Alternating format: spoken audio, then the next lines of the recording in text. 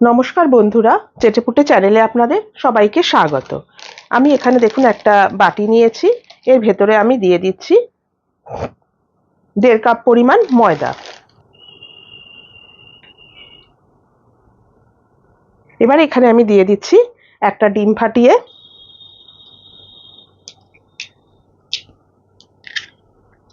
দিয়ে দিচ্ছি স্বাদ মতো নুন, 1 টেবিল স্পুন দিয়ে দিচ্ছি চিনি, হাফ টিস্পুন দিয়ে দিচ্ছি বেকিং পাউডার, হাফ টিস্পুনের থেকে সামান্য একটু কম দিচ্ছি বেকিং সোডা, দিয়ে দিচ্ছি এখানে 2 টেবিল স্পুন টক দই, 1 টিস্পুন দিয়ে দিচ্ছি রিফাইন্ড অয়েল। সমস্ত ইনগ্রেডিয়েন্টস আমার এখানে দেওয়া হয়ে গেছে। এবার আমি এটাকে হাতের সাহায্যে ভালো করে মেখে নিচ্ছি।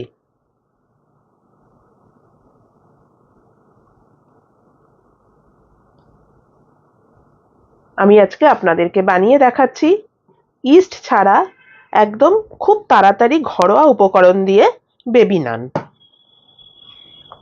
খুব নরম হবে এটা, আপনারা শুধুও খেতে পারবেন, ভীষণই ভালো লাগে এটা খেতে, আর খুব সফট থাকবে এটা। দেখুন এটা আমার মাখাটা হয়ে গেছে। এবার এটাকে আমি মিনিট 15 একটুখানি রেস্টে রেখে দিচ্ছি ঢাকা দিয়ে। এটা বাইরে নর্মাল টেম্পারেচারে রাখবেন, তাতে এটা একটু ফুলে যাবে। 10 মিনিট বাদে আমি ফিরে আসছি। দেখুন 10 মিনিট বাদে আমি ফিরে আসলাম। আমি ময়দাটাকে নিয়ে আসলাম। এটা আরো যতক্ষণ আপনারা রাখবেন এটা আরো বেশি ফুলে উঠবে।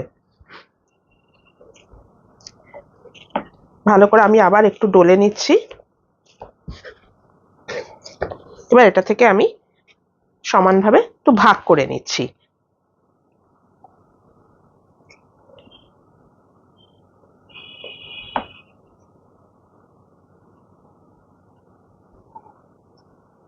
এটা আপনারা বাড়িতে ব্রেকফাস্টেও বানাতে পারেন, খুব তাড়াতাড়ি হয়ে যায়, খেতে খুবই ভালো হয়।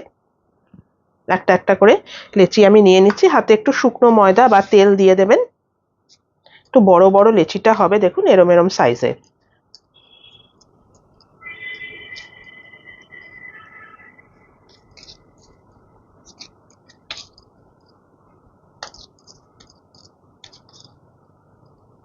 এরম এরম সাইজের এক একটা আমি গোল তৈরি করে নিলাম। একটা একটা করে সবগুলোই আমি করে নিচ্ছি। দেখুন এরকম ভাবে 4টেই আমি রেডি করে নিয়ে আসলাম। এবার একটা একটা করে আপনাদেরকে একটু আমি বেলে দেখাচ্ছি। বেলার সময় এর ভেতরে আর কোনো কিছু দেওয়ার দরকার নেই। সামান্য একটু ময়দা ছড়িয়ে আমি বেলে নিচ্ছি, আপনারা তেল দিয়েও বেলে নিতে পারেন।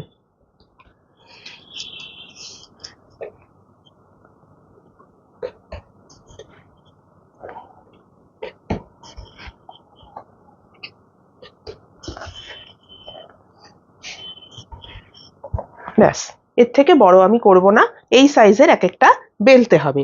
এভাবে সবগুলো বেলে আমি আপনাদের দেখাচ্ছি। দেখুন আমি এগুলো এভাবে রেডি করে নিয়ে আসলাম। এবার একটা কড়াইতে আমি এখানে একটুখানি জল ফুটিয়ে নিয়েছি। এবার আমি জলটা ফুটে গেছে, এবার আমি টেম্পারেচারটা একটু কমিয়ে দিলাম। একটা একটা করে নান আমি এবারে এই জলের মধ্যে দিয়ে দিচ্ছি। মোটামুটি 30 সেকেন্ড মতো আমি এটাকে একটুখানি ভাপিয়ে নেব। একটুখানি সেদ্ধ মতো হয়ে যাবে।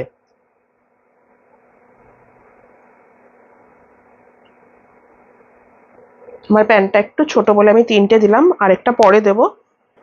এরকম ভাবে এইটা বানালে এটা খুব সুন্দর খেতে লাগে আর খুব নরম থাকে, ভেতরটা খুব সুন্দর একটা ফ্লাফি হয়, ব্যাপারটা খুব ভালো হয়। একটু উল্টে দিচ্ছি।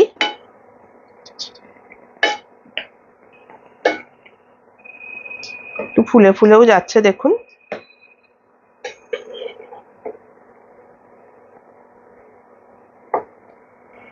তিরিশ থেকে 40 সেকেন্ড মতো করে নিলেই হয়ে যাবে। এটা আমার হয়ে গেছে। এবার আমি ফ্লেমটা একটুখানি কমিয়ে এই 3টে তুলে নিচ্ছি, নিয়ে আরো একটা যেটা ছিল সেটাকেও আমি করে নিচ্ছি। দেখুন এরকম ভাবে আমি তুলে নিলাম। আরো একটা রেডি করে তারপরে কি করতে হবে আপনাদেরকে আমি দেখাচ্ছি। দেখুন আমি ওগুলো তুলে প্যানটাকে ধুয়ে নিয়ে আসলাম, আবার বসিয়ে দিয়েছি। এখানে আমি 1.5 টিস্পুন মতো ঘি গরম করেছি। আপনারা এর জায়গায় বাটার দিতে পারেন, আমি পরে একটু বাটার দেব। এটা আমার গরম হয়ে গেছে, এবার ফ্লেমটা আমার একদমই কমানো আছে। একটা একটা করে এবারে আমি এগুলো ছেড়ে দিচ্ছি। আমি দুটো দুটো করে ভেজে নিচ্ছি।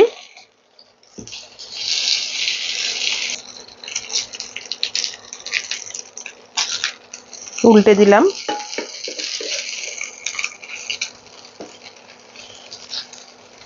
কতটা ফুলেছে দেখুন। বাটার যদি আপনারা না দিতে চান নাও দিতে পারেন, আপনারা ঘি দিয়েও এটা করে নিতে পারেন, কোনো অসুবিধা নেই। আমি অল্প একটু করে বাটার দিয়ে দিচ্ছি।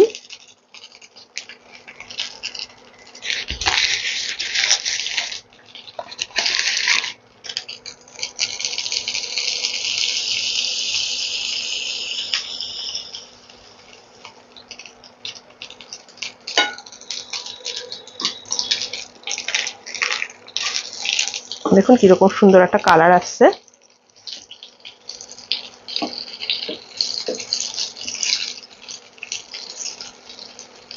এটা ভাজার পরে আপনারা যখন খাবেন বা বাচ্চাদের যখন দেবেন তখন একটুখানি গুঁড়ো চিনি ওপর থেকে ছড়িয়ে দিতে পারেন, ভীষণ ভালো খেতে লাগবে, অবশ্য যদি পছন্দ করেন। একটু গোলমরিচের গুঁড়োও দিতে পারেন। তাহলে বন্ধুরা, ইস্ট ছাড়া ঘরোয়া উপকরণ দিয়ে কত তাড়াতাড়ি এরকম ভাবে কিন্তু বানিয়ে নেওয়া যায় এই বেবি নান। দেখলেন তো, খুবই সহজ পদ্ধতি। আপনারা অবশ্যই কিন্তু এটা বাড়িতে একবার ট্রাই করবেন। আপনাদের কেমন লাগলো আমার এই রেসিপিটা অবশ্যই কিন্তু আমাকে কমেন্ট করে জানাবেন।